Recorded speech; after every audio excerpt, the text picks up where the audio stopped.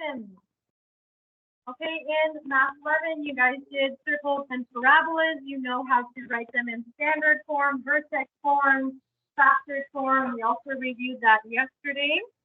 So one of the things we talked about yesterday is the standard form of a circle, right?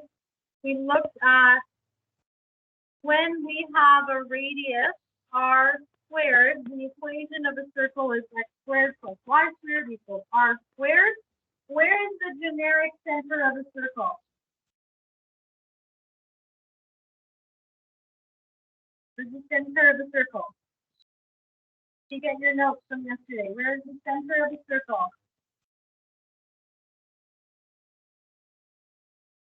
The origin. So the center of the circle is at the origin. What we're going to talk about today is what happens, or how do we show on a graph and algebraically when we want to move the circle from the center to a different spot on the graph. So here's an example. X minus 4 squared plus y minus 3 squared equals 25. The center here now is going to be represented by the numbers I've inputted here. However, when the number is with the x in brackets and with the y in brackets, we flip the sign. So this is telling me positive 4, which means just like slope, I am moving to the right 4 units. This is positive 3, so I am moving up 4 units. So it's easier. So now I have shifted the circle from the center of the graph to the coordinates 4, 3. And this is all right. Now, there is sometimes going to be cases where the y coordinate shift is not next to the y in the bracket. And in that case, you leave the sign the same. And I'll get to that example in a bit. It'll be very similar to what we did with lines yesterday. Okay? So, in this example, all we have done is we have been moved to the right 4, and we have moved 3 up because of what we call these translations. We're translating it left, right, up, or down. Positive is right or up. Negative is down or left, depending on whether it's an X or Y. The translations are sliding the function left and right. So here, if we have a generic function, generic means we're calling it f of x, there, to do square root, to do fraction, whatever f of x is. Replacing it with y minus something, such as a 5, creates a vertical translation. And we're going to identify this by the letter K. Okay, so when K is next to y, we flip the sign. This is telling me that I'm going up to positive 5, up 5. However, if I solve the equation for y, where y is by itself, and I have the plus 5 on the outside, then I keep the sign. This is still plus 5. I'm still moving up 5. Okay, so when the y is next to its translation, we flip the sign. When y is by itself, we keep the sign. Okay, so vertical translation here. What would be the next translation? What's happening here? Down 3, right. Okay, and when we are replacing x with x plus or minus something, this refers to a horizontal translation, and we are going to use the letter H for horizontal translation. So again here, the 5 is next to the x, so this tells me that I'm moving positive 5 units, which means I'm moving to the right. Here, negative 3, so that means I'm moving to the left. Okay, so a generic function, y equals f of x. F of x could be squared. Could be 1 over x. It could be x cubed. It could be mx plus c kind of situation. Whatever the s is, it's a function. Here's what it is.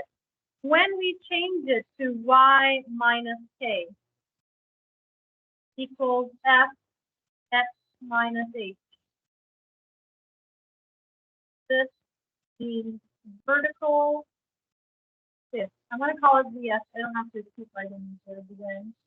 Horizontal.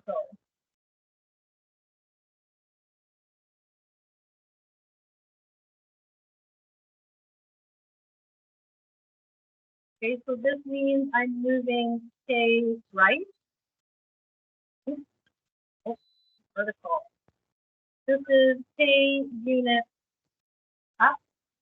This is h right.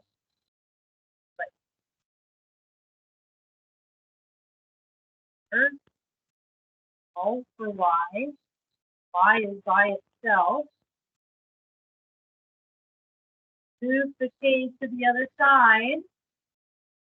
Then we are moving h units right. Get to move the y depends on where we put the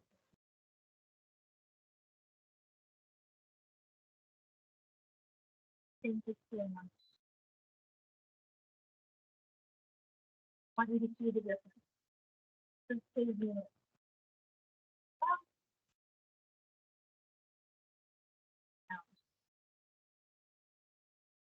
So here I have a negative k, and this means up. Here I have a negative k, and it means down. The placement is what's going to tell you what's correct. Next to the y is opposite side. Y itself is the same sign. This question is about correct. All right, let's go down to the next section here. So here's some practice questions. We're going to begin with a generic function.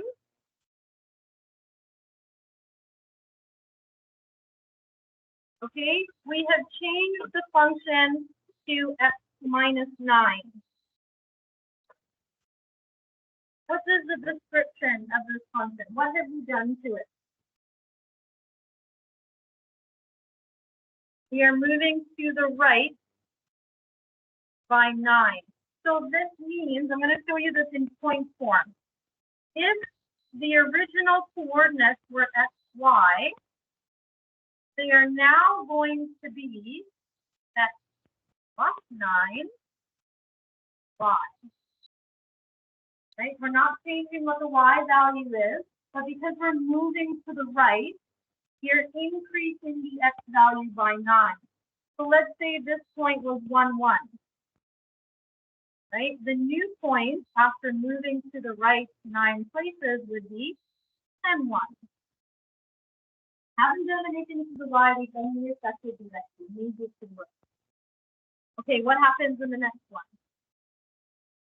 7.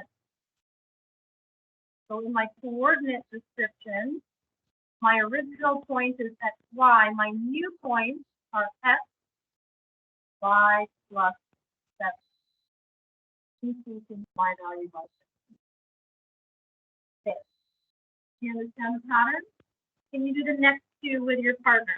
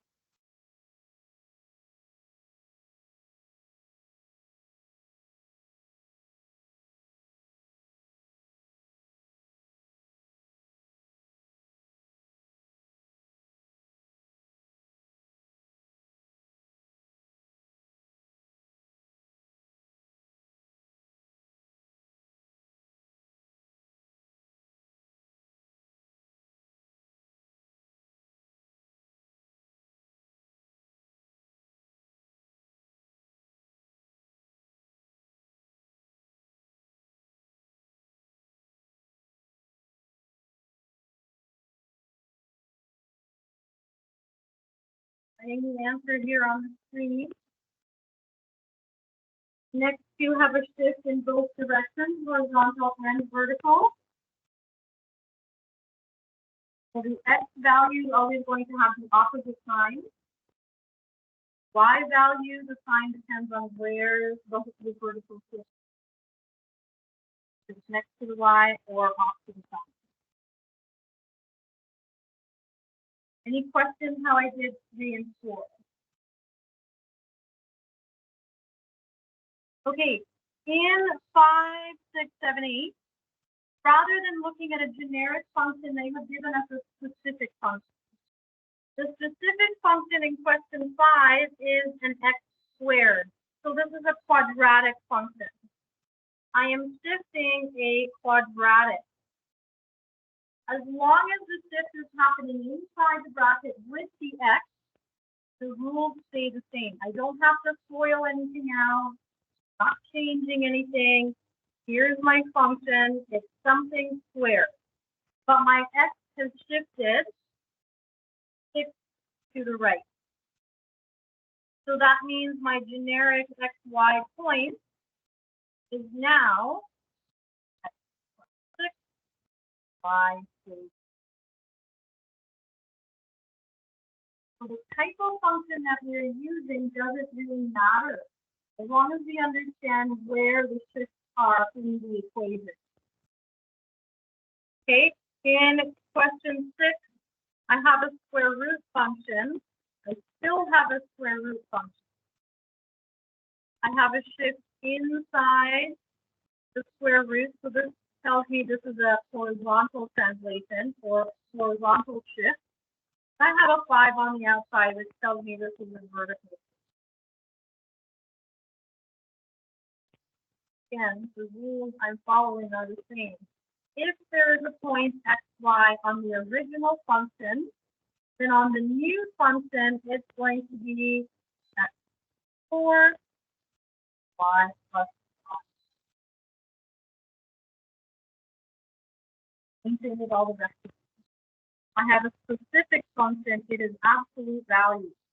It is still an absolute value, but it is now shifted. So I have an xy numeric point from the original function. I am moving it x minus 4, y plus. I'm going left 4 and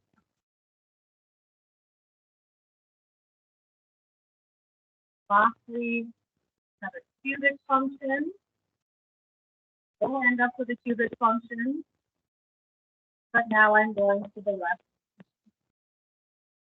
Original point xy on the graph will now be moved x minus 10.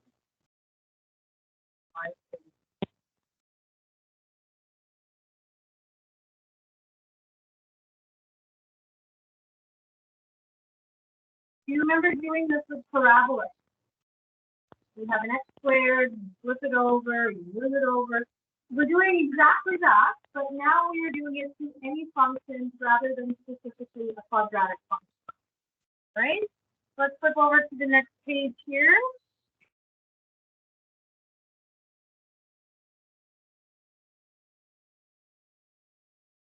Okay, now we're going to apply this knowledge to a specific point. You are given the function f of x. There's 2 different ones. There's this one and there's this one. In the original f of x, there is a point A that lies on 5, -3. Determine what is the point after we do the translation. Okay, so here, I know I'm going to go to the right 5, and I'm going to go up 6. So that means I have an x and a y, and it's going to change to x plus 5, y plus 6. So what would that be in reality? 5 plus 5, -3 plus 6. Original point is A. My new point, what would be the final coordinate? 10 and 3. Beautiful. And I don't even know what the function is. This could be a quadratic or cubic or square root, it doesn't matter. Because I'm focusing on what is the translation of the function, right? All right, same thing with the next one. If A is 5 and negative 3, what is the translation going to be? 5 minus 3, negative 3, plus or minus 2. Minus 2 because it's next to the 1. Right? So here my new coordinate would be negative 3. Does that make sense? Go over again. All right. Okay. So here are 4 equations. They give you a specific function. They want you to shift all of these equations 3 units to the right, 4 units up. I'm going to do the first one with you, and I want you to do 2, 3, and 4. Remember when we substitute a translation, we're going to use brackets, just like they did here in question B. So if I want to move 3 units to the right, I'll write my equal sign here. The 2 over 3 doesn't change. I am replacing x with a bracket. Units to the right means I'm going to be having a minus or a plus sign with the x. Minus 3, because I want to move it to the right, 3. I leave the minus 7 on the outside. And next to my y, I'm replacing y with y.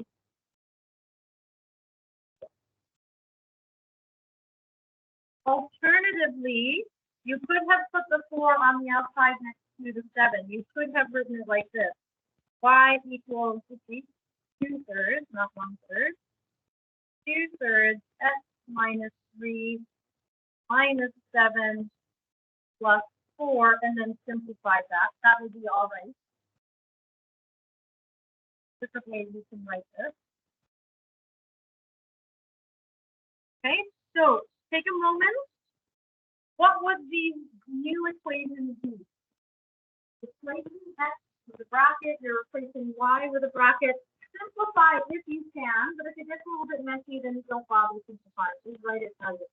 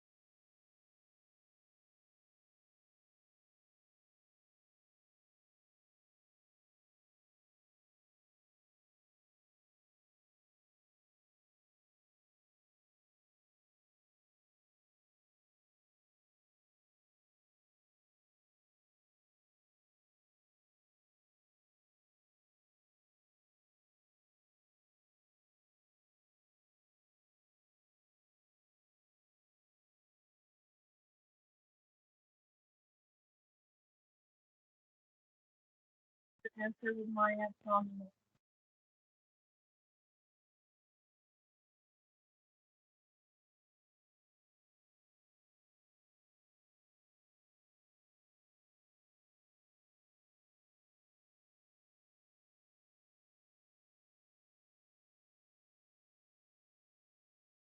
anywhere you see an x and a y, we're simply replacing them with brackets and the translation inside the bracket. We leave everything else about the function the same.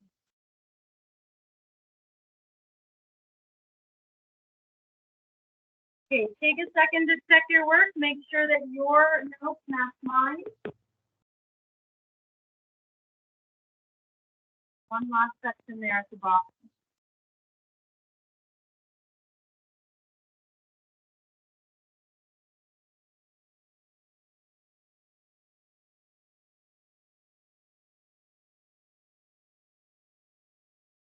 All right, we're going to do our last bit here. This is just the graphing section.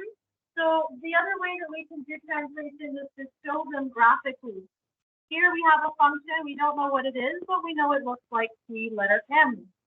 I want us to take a moment and identify where these points are on the graph. A little bit hard to see here. I'll write them out. This is 5, -5. This is -5, 5. 2, 5. This is 1. So just looking at the 4 points of the M, I guess it's 5. 2. Okay, so we don't know what the function is, but we know what the picture looks like. And the second graph here is saying transform the graph or translate the graph using this function. What are we asked to do here?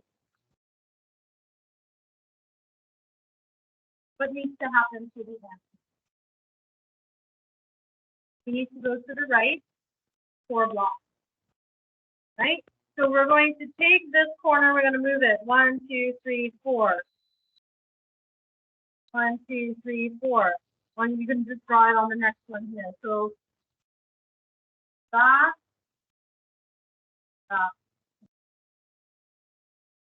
middle of the M.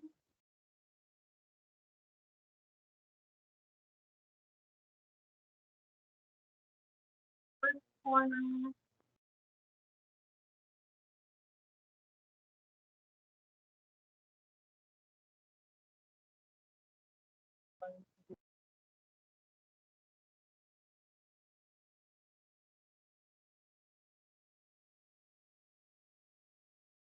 If you guys look key corners of graph, if you have a picture, translate those key points to understand.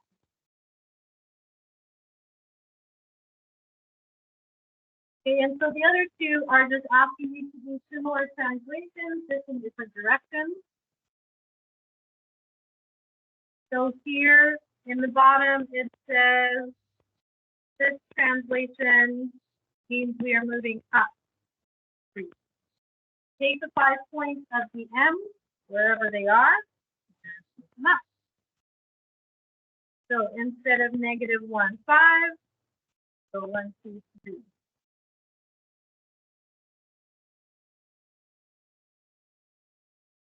3.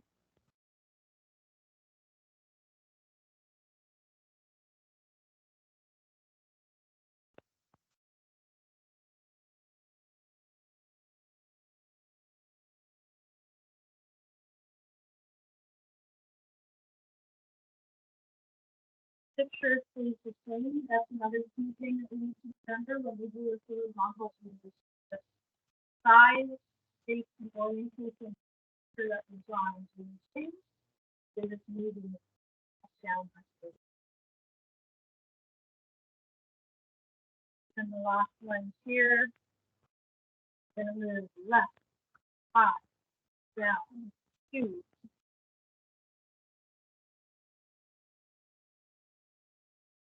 A little bit trickier because it's having a move out here. We're just moving the original point.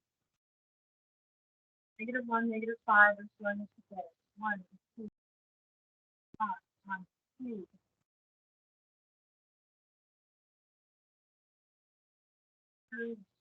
Off.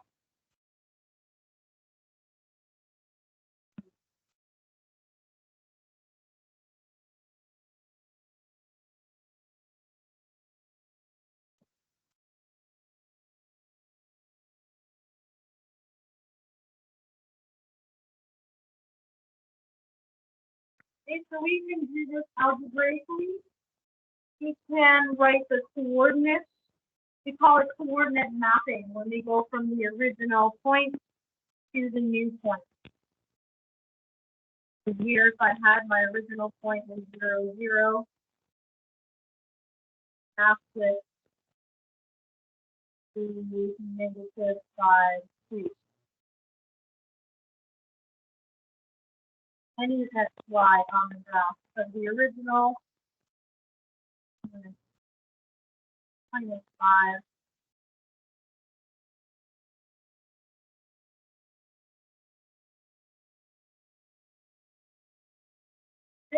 So this right here is coordinate axis.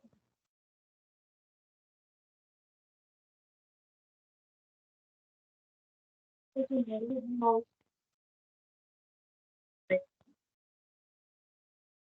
and if I'm not mistaken, that brings us to the end of lesson 2. I'm going to put in here.